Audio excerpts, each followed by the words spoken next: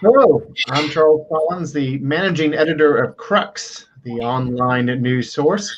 Right now, we're all in the middle of the COVID-19 pandemic, which is probably the most lifestyle-altering event since World War II, at least on a global level. So far, there have been over 10 million cases of COVID around the world, with over 500,000 people dying from the coronavirus. This has, of course, led to various social distancing measures that we are all familiar with, including lockdowns, masking requirements, and, of course, school closures. As massive as that has been, reopening seems to be proving much more difficult than closing everything down. Um, Even in countries where COVID has dropped significantly, there have been questions being asked about how to safely reopen the country. This has been a particular concern with schools, especially since reopening educational institutions has been a priority in countries. Many countries, students have lost over half a year of education. These safety concerns are especially drastic at colleges and universities because of the residential requirements that are often at hand, of course, with dorms, student residences, student apartments. How do you keep these kids safe? This is a question parents are asking. This is a question educators are asking. And of course, so are the students themselves. And that's the topic we are discussing today. Joining me is Paul Scialla, the CEO of Delos and founder of the International Well-Building Institute. Delos seeks to enhance health and well-being in the buildings that we work and live in, and it uses innovations in technology, health, design, and science. We also have Jesuit Father David Nazar, director of the Rome-based Pontifical Oriental Institute, which is based at the Vatican. And also joining us is Eddie Carreon, who's the director of residential education at Georgetown University. We also have Andrew Polaniecki, the Dean of Students at Holy Cross College at Notre Dame, Indiana, and Torry Bruce, the Senior Director of Student Housing and Residential Education at the University of San Francisco. Paul, we'll begin with you because this is your business. This is what you do. How are student housing facilities going to be safe when some schools are opening next month? Yeah, so pleasure to be with everyone today at Delos and our International Well-Building Institute. We've been merging the health sciences with the building sciences for almost 8 years, the first 4 years pure research to best understand how the built environment impacts the human condition. All elements that surround us have an impact on our overall health and well-being. Clearly, when you look at things like air quality, water quality, lighting, thermal, acoustics, all have an impact. As this pathogen concern became reality, particularly with COVID-19, we have focused specifically on ways to intervene, regulate, and also help reduce pathogen transmission in the built environment. Unfortunately, guys, our real estate is and will be the largest carrier of a pathogen concern like this. Primarily, we have 3 areas of concern: an airborne viral load, a surface-borne viral load, the things we touch, and then the rest is really in the behavior or behavioral-borne bucket. So we've been looking extensively, for instance, at ultrafine particles in the air indoors and ways to eliminate those concerns. The good news is there are solutions. There are effective, affordable, and scalable solutions for any type of building, old or new, could be hundreds of years old, could be brand new. So we'll get into this today with regards to ways to address and reduce the airborne concern, and then also ways to have a third-party verification and a seal, if you will, a health safety rating on buildings, in this case, student dorms. And we look forward to sharing all those details today. Father David, you've been working with this. Can you tell us exactly what's been going on there in Rome with getting your facilities ready for reopening? Well, the first major aspect, of course, was teaching online, and kind of providentially or serendipitously, We had just put Google Suite and Google for Education throughout the building. So in fact, we didn't lose a lesson. The teachers had had a couple of professors that had a couple of sessions in the technology, and in 2 days, they educated themselves quite quickly out of their concern for the students. So we didn't lose time that way. The biggest challenge for us was not actually the closing down. A big challenge was the opening up. And so students come into the building in limited numbers right now, and mostly for the library, while exams are just finished now. But I would say in this regard, there were maybe three important aspects. There was the feeling of security for the students or outside professors who were coming in, that they knew that they could feel that they were coming into an environment where we had taken care of things for them. The second thing is that all the technology that we put in place for hand washings, for scrubbing the floors twice a day, wherever they were sitting, they were scrubbed twice a day. All of those things were patently obvious for the students. And I think the third thing, honestly, is leadership, that they can have a trust that who's ever in charge is taking care of the situation. And we're not sort of lost and waiting for a vaccine to appear in order to do something. And in this, we'd have a very friendly collaboration with Paul and his compatriots at Delos, both in terms of conversations of things to do and their own generosity in providing technology for our classrooms and partly for residents we have, which is more for the professors than for the students. So those three things, the feeling of security is hugely important. It can't be diminished. Putting in the technology that's necessary and showing leadership, creative leadership in this regard. As you mentioned, though, in Rome, often the Pontifical universities, there isn't residential housing. There are students from abroad, of course, and they have to find their own apartments. In the schools that do have dorms, which is, of course, predominantly happening in the United States, what kind of questions are you hearing? Andrew, what are parents asking you? What are the students asking you?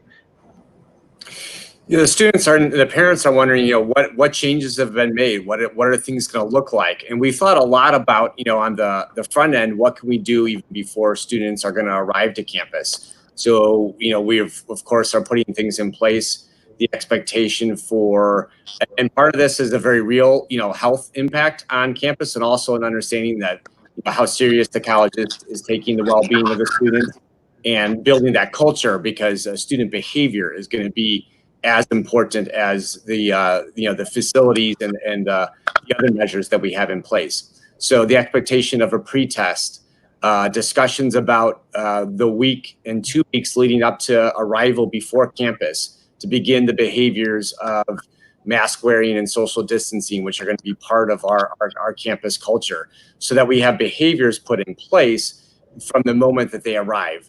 And thinking in terms of Holy Cross College and then our tri-campus partners, the University of Notre Dame and St. Mary's, that in some sense, that home, that community being safe and a place where if we're all doing our part for the common good, we can ensure that.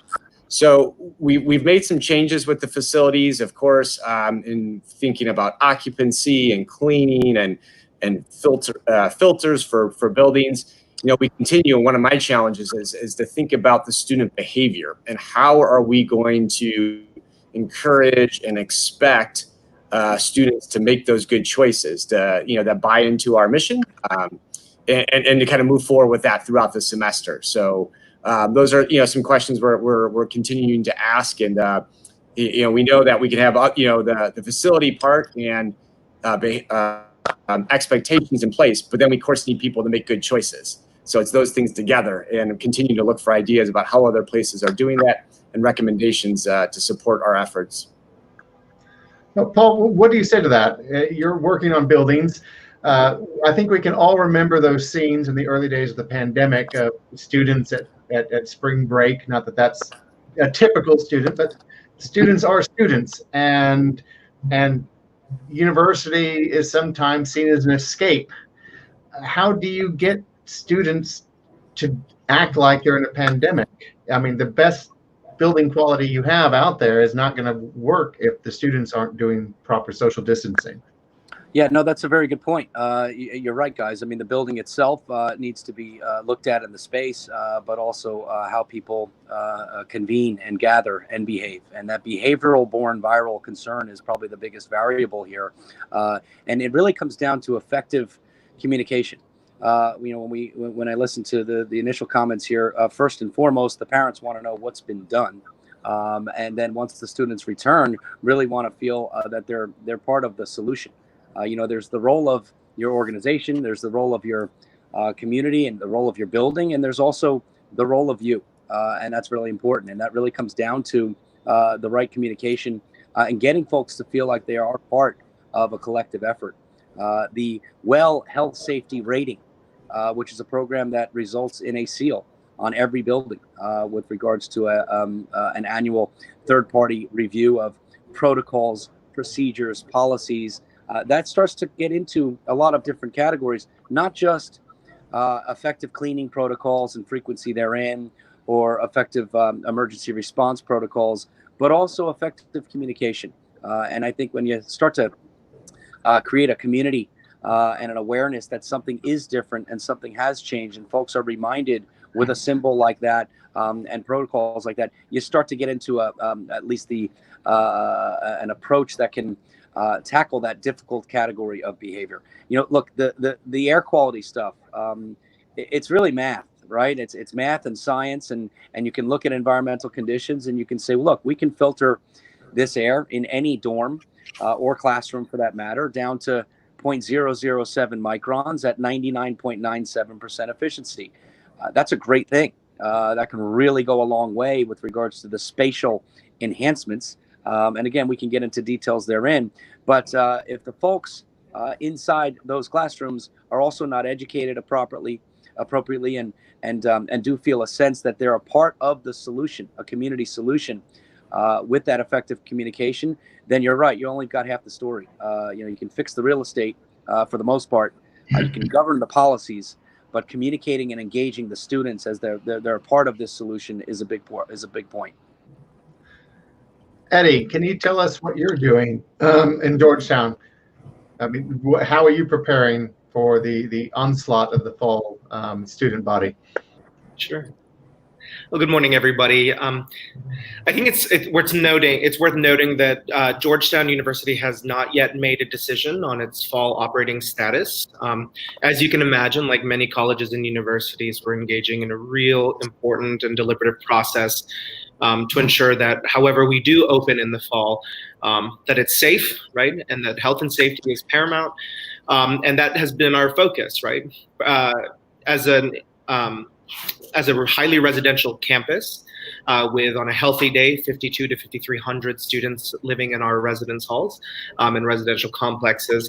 And knowing that we have traditional age college students with us, that we work really hard to make sure that we're understanding the pieces of what capacity looks like, what supply chain looks like for PPE, and this critical piece around student ownership. I think like many colleges and universities, there is a real desire to have less dense residence halls. The ACHA, one of our higher ed organizations, came out with guidance a few months ago that was really compelling. And I think folks are really following through on what we're hearing from professional organizations in an effort to really support keeping health and safety centered. I would say something that is surfacing on our campuses, and it's not surprising, is people are opining on who should be allowed to return, right? You have conversations, you look at the Chronicle or Inside Higher Ed, is it first-year students, is it new students who are international students, right? But I think something that's really compelling for us is that there has always been a push, whether it's from faculty and staff, students who've been consulted in this process, to really protect our students who are most vulnerable. Particularly those who experience financial or housing insecurity. But I think there's this other piece, right, that I think we've not touched on yet in our conversation. It's that there are students who are chronically ill and students who are differently abled that may want to be physically present on the hilltop, Georgetown's campus, but they're choosing to make the decision to not because they can't, right? And I think for us, it's a paying attention to what that student experience will look like. I think that we're following the same principles that others and their institutions are following with regard to making sure that we have a robust commitment to cleaning, that we have adequate signage around campus, that we make sure that this is truly a shared responsibility for ensuring the health and safety of our community. I know working with typical age college students, it can be challenging, right? And for those of us who do that, we know that student accountability is a critical part of the work that we do. But I think some of the key pieces that I wanted to mention, because there's obviously the effort there, is obviously training your staff and your student leaders who will be on campus to ensure that they are clear about policies, guidelines, and proper use of PPE, for example. What measures are in place to clean up spaces, what the schedules look like. I think the other thing too is pay attention to the type of, we're trying to really focus on the type of messages that we send students, particularly if there are mixed messages. If faculty and staff aren't wearing their face coverings on campus, where it has been a requirement since DC put out a guidelines a few weeks ago, how can we expect our students to do that? If we're not enforcing it with guests that we have on campus, walking their dogs from the community, kids on summer break, how are we going to expect our community to do that? The other piece as well is paying attention to what spaces we have open and closed, right? So the mixed messaging piece, here's our study lounges, there are community spaces, but if we're not putting up signs to show what social distancing looks like, if we're not separating the furniture to give space, we're sending a mixed message. So these are just a few things that we're working on here at Georgetown. You bring up the mixed messaging, but sometimes beforehand I was speaking to Andrew, and he mentioned just this kind of problem that you have. There are those community experiences that you want to have in your higher education setting, which is not always completely directly set on education, but things like communal meals and things like that. Andrew, can you tell us a little bit more about what your concerns were? Sure. Yeah. With being, a small college and with a large on-campus residential population, of course, and as a Catholic institution, important to our common prayer and our shared faith. But right up there next to that, of course, is the shared meal and that common space. And our dining hall, I like to think of as being, one of the most important learning environments. That, in addition, of course, to the academics and the classroom experience. But so the struggle with the most, of course, is how are we going to do, meal space? And it's a little, at times it's a little bit disappointing knowing that the changes are going to, take place. We're doing everything that we need to do for the dining hall and other places where students eat and gather in terms of separation, limiting capacity, creating outdoor space for eating, putting up separators and shields and things like that, all the facility end of it. But my concern, of course, is the learning and the culture aspect of it. So, as we move forward in that, I'm going to be, hopefully, Notre Dame is having discussions and St. Mary's, our tri-campus partners, but then also, hoping to learn from other institutions or other practices about how to that balance, do all the things we need to do for the facility, maintain hopefully some aspect of the things that make our institution special, and that culture and that learning space of the shared meal. Now, what is your situation right now in San Francisco? I'm talking to Torry, of course. Are you having the same problems as you're preparing to open? I think we're all facing the same problems. I think as institutions, student housing has long been in need of some level of disruption, and this opportunity, and I know it's a challenge. I know we are in a state of pandemic, but we also have to see this as an opportunity to really critically evaluate what we're doing, how we're doing it. I appreciate Eddie's words on supporting those with the most need, and oftentimes the structures by which we set up our facilities, the structures by which we set up our rates, our policies, can minimize access. And right now we know we have people who need access. And so as we are looking to reopen in the fall, our approach is rooted in, yes, being safe. the tying the pieces together of the concept of community, which is important, the shared meals, the campus experience, the things that our students will remember well outside of the classroom, with the concept of sterility in the framework of safety, has been our kind of guiding benchmarks. How do we bring these two in alignment, so that we can support health and safety in a way that is not uber sterile, but we can support community in a way that allows students to connect and engage with each other, so that they can grow and learn with each other, but do so in a way that's safe and healthy. And so we've looked to reduce our density. We typically will house 2,400 students. Right now, our plan is to house 1,800 students in predominantly double occupancy fashion, but on reduced density floors. But we are still evaluating that as we go. If you would ask me this question 3 weeks ago, we would have had a different answer as to what we were planning on, how we were planning to do it.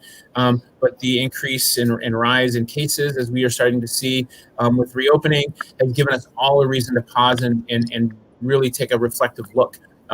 We are one of a few schools in San Francisco. Most of them have moved to a predominantly remote or online operation. University of San Francisco, in about 38 minutes, our new class schedule will be going out, and our students can choose some models that are online and remote, but some classes that will be on the ground. Really what we're doing is working to educate our students as to what the new experience is going to be like, so that they can make the best educated decision possible for what they want to do in the fall, whether they want to be online only, whether they want to be in some form of hybrid, and if they want to come live on campus, knowing that they'll be supported here at USF. Paul, there's been a lot of concern about the communal aspect, about things like getting together for meals. Yeah. What can be done to make that safer? Is this something that can be done fairly soon, or is this something we're looking at as a 2021 hope? Okay, good. We get asked this question a lot. So the primary concern, okay, indoors, is the air quality, okay? And what you need to do is look at effective filtration solutions that aren't going to disrupt and take months and months and months to reconfigure HVAC, what have you. As I mentioned, there's some good news here, okay? And we've been working with school systems, university systems, what have you, looking at cafeterias, looking at dorm rooms, looking at common areas. Our organization at Delos, we've got, we moved very quickly once this pandemic hit to mobilize a lot of the research that we've put forth and a lot of the products that we've been vetting in a very product agnostic manner to weed out the nonsense. There are a lot of claims out there. Some are reckless, some are okay, and some are actually valid. When you look at any particular facility, there are wall-mounted solutions, there are induct inline solutions, they're configurable, they're adaptable, and as mentioned before, they can take the primary concern down indoors, which is your indoor air viral load.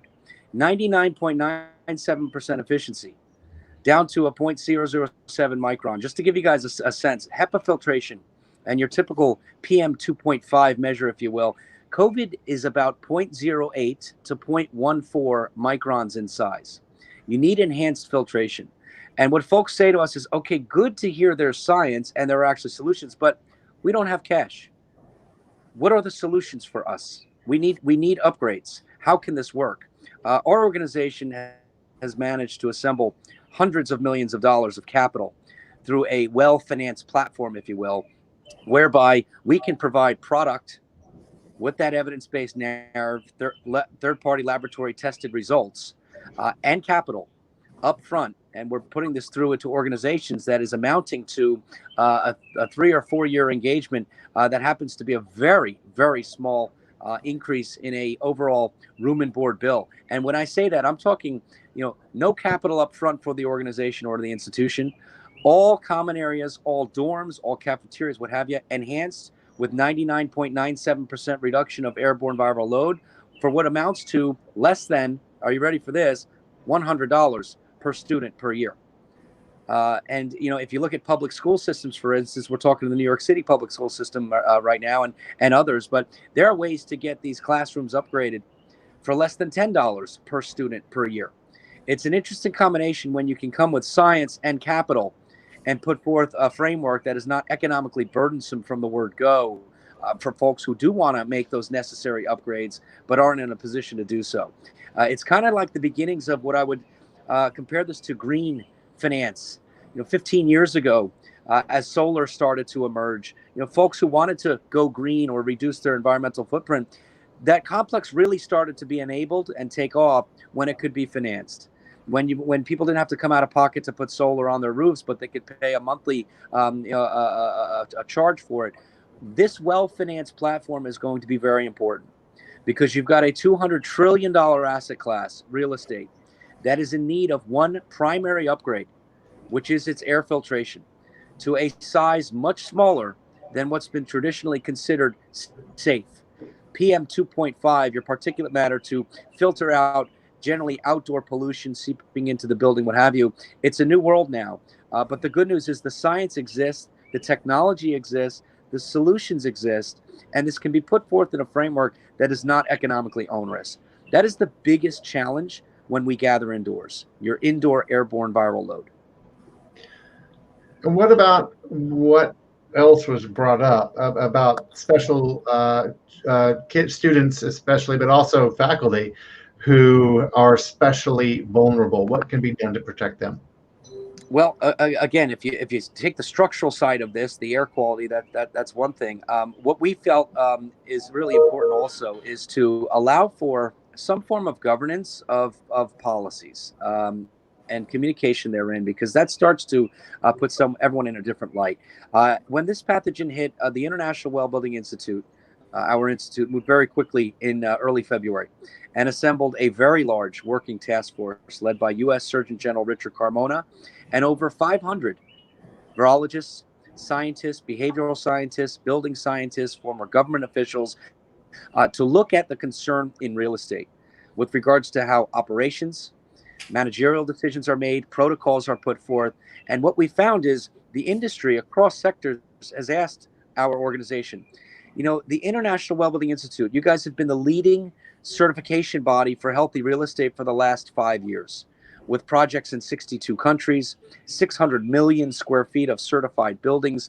Can the IWBI, the International Well Building Institute, issue us a COVID-free or a pathogen-free certification mark on our assets, on our buildings, if we follow the right protocols?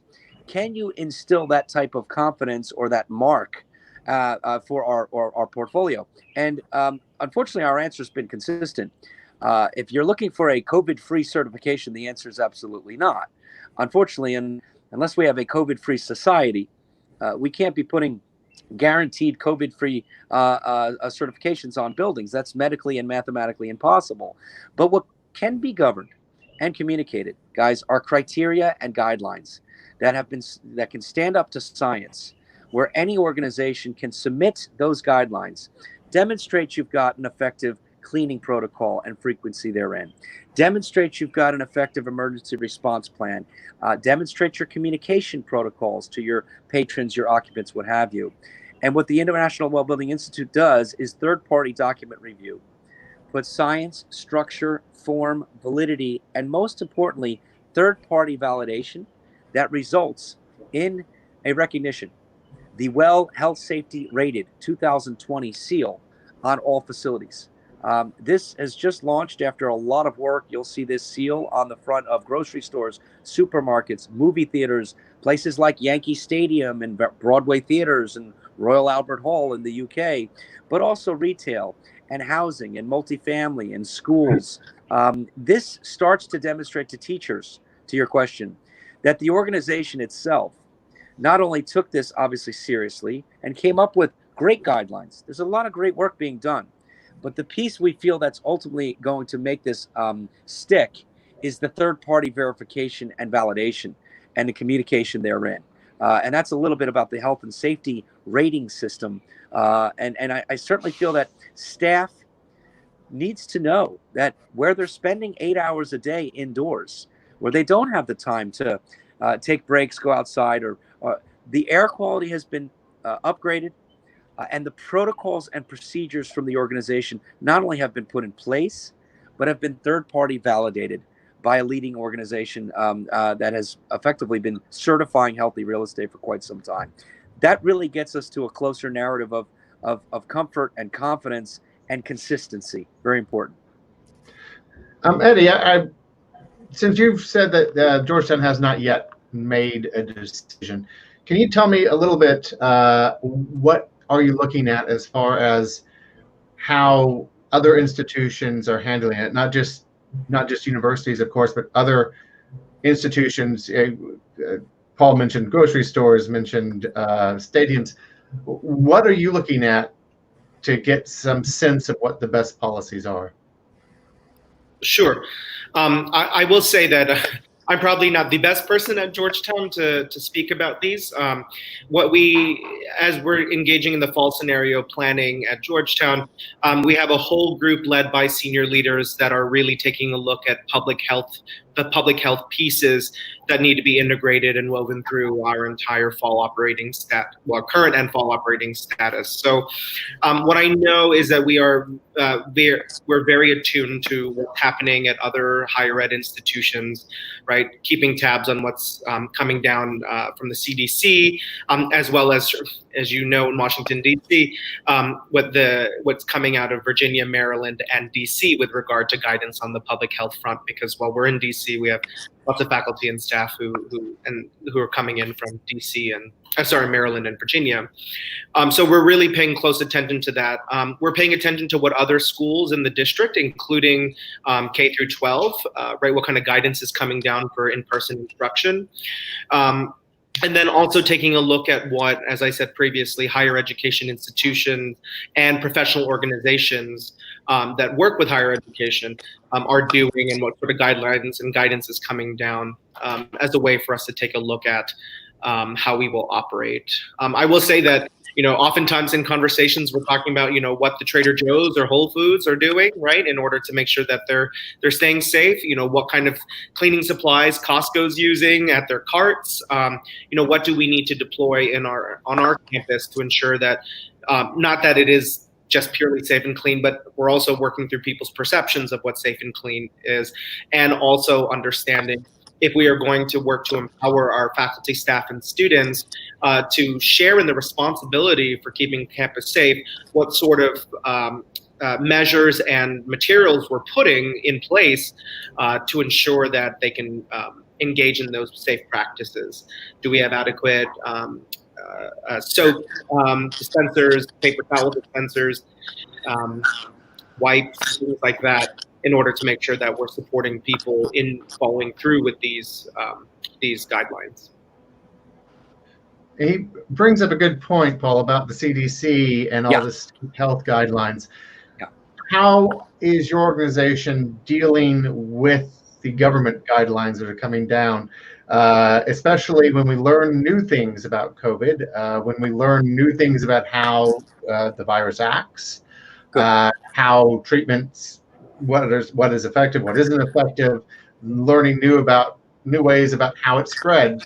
How are you dealing with the information coming down from the CDC and other government organizations? It's a phenomenal question. Our organization for years has aggregated best practice across the world, whether it's WHO, CDC, NIS, NHS, what have you.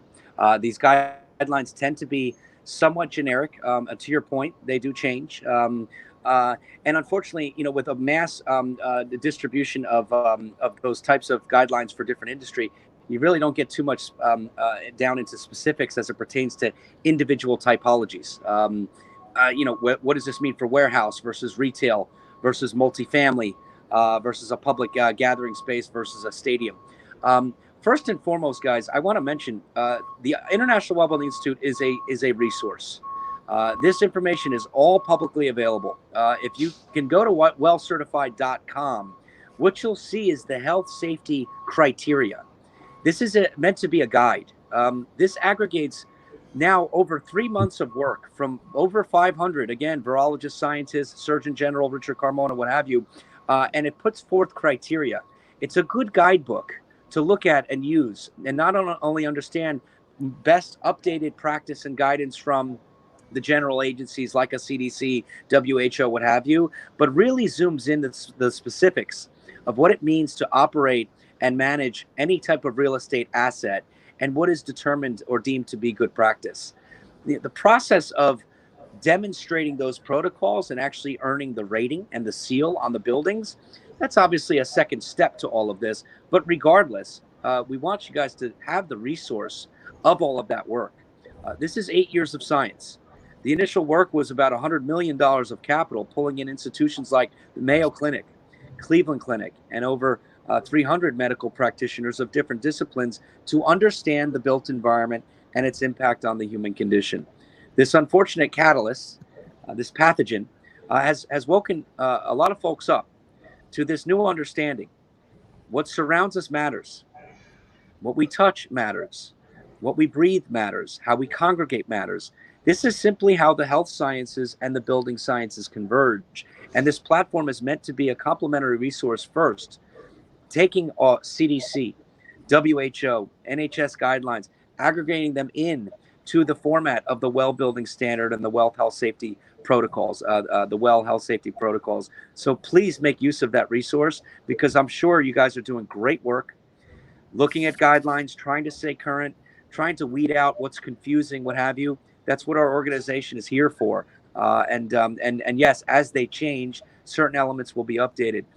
The good news is, well, I don't think anything is good news in this time frame for anybody, but I guess the consistent news is there are things that are not changing with regards to an understanding of pathogen risk, pathogen transmission, whether it's COVID-19 or COVID-25 or whatever we may see in the future. And that's really the guidebook of the health safety protocols in general.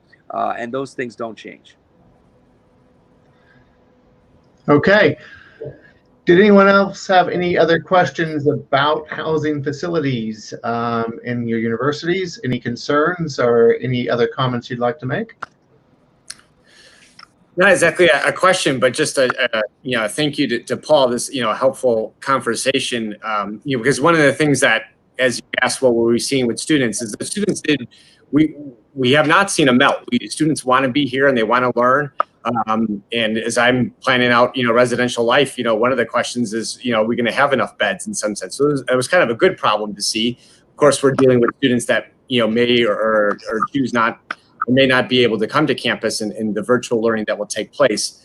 But even going back to the beginning of all this in March, there was, how are we going to go online? And there were a lot of questions that came up, and the initial response from an individual or from me at times is, I don't know if we can do that, or there's so many barriers. But as teams and people and administration got together, we found solutions. And Paul, you're talking about some of these options about third-party validation and pathways to create healthy, safe environments that we can also handle as an institution financially.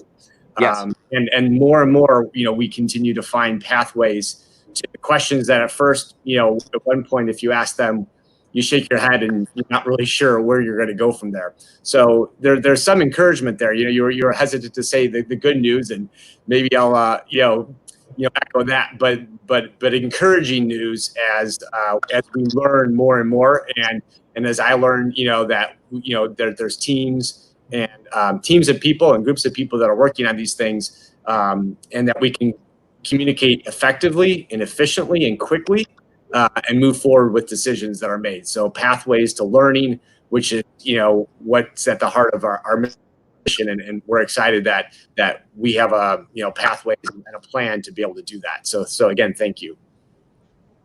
Very well said. And again, I think this is about aggregating, understanding, and then creating consistency. And when you can do that and you can formulate, again, access to, it's so interesting, and it's been interesting for us for years.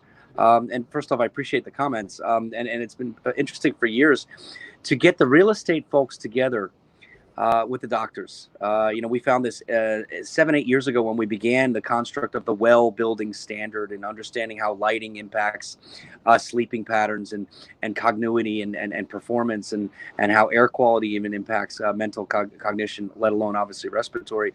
But, to have this pool of resources in this type of time here and be able to share it freely with the industry on published guidelines, we've gotten interest from some pretty interesting organizations, even through the administration and the Hill, Department of Homeland Security, and others, just really wanting to understand about this science, health sciences and building sciences converging. So again, I'm glad to hopefully be a resource here first to take all the good work you guys are doing, all the guidelines that you've been assembling and putting together, and put a form of consistency and validation in place at a manner that is just incredibly scalable and does not have an economic burden to it, and then hopefully add some insights on years and years of study and some solutions with regards to, again, that really critical component of indoor air quality. I think what we'll find, guys, what we're seeing is mask wearing is obviously a step one. It's effective. It's cheap. Look at the first responder population has the lowest infection rate of the overall population. I mean, it's not rocket science to understand that we need to encourage good behavior, but that fundamental upgrade of our indoor air quality is that really key step, because if we can get that right, and we can have the right protocols in place, and then we can communicate to our communities, our students, our parents, our teachers, the science that's behind this, the evidence-based approach, institutions like World Class, Mayo Clinic, Cleveland Clinic, Surgeon Generals, virologists, all coming together in this platform, it really brings a lot of clarity. And that's probably the biggest unknown right now, which is folks out there on their own trying to access doctors and trying to read all they can. And it's daunting when you don't know what you don't know. But if we can start to put structure and form and tap into resources that have been assembled like this and share that with the community at large, people can start to make better decisions, more clear decisions, because they know what the definition set is of what needs to be focused on and corrected. So filtering out the nonsense and putting structure, science, and form is important, and really hope that this is helpful to the community. Thank you very much. Was there anything else anyone wanted to add or say? Yeah, I would piggyback on a couple of points that are made there. I think this is this extraordinarily opportune moment, so we're not going to call it a lucky situation for anybody, but this is bound to be with us for some time to come, if not generations to come. So to get on top of the science, and it's one of the things that convinced us with our collaboration with Delos, is that this is science-based stuff. It's stuff that you can read, you can analyze, you can see that it's been tested, and you enter it with a real security. A second point for us is that our students come from 40 different countries. It's really an international community that's here. And so we are an educational institution. And one of the things to educate students about is precisely this kind of technology, the possibilities that when they go home, for not exorbitant costs, they can provide for institutions to which they will be returning to teach. So there is a significant multiplier effect for us, not just to install in our building, but through our students when they return home to carry this further. Father Nazar, thank you. And you've been wonderful to collaborate with. And I think you do recognize the need for science. And if you can start with an evidence-based construct, everything else really filters in. And you've got folks from 40 different countries that can be aware of this type of science and continue to share that message. So it's been great working with you, with Pontifical Oriental Institute. Well, thank you all very much. If that was the last comment, my thanks to Paul Scialla of the Delos and founder of the International Well Building Institute, and of course Father David Nazar, who is at the Pontifical Oriental Institute. We also had with us Eddie Carreon at Georgetown University. We had Andrew Polaniecki at Holy Cross College at Notre Dame, Indiana, and we had Torry Bruce over at the University of San Francisco. I'd like to thank you all for joining us today, and everyone who was watching on YouTube. You all have a very good day. Thank you. Thank you.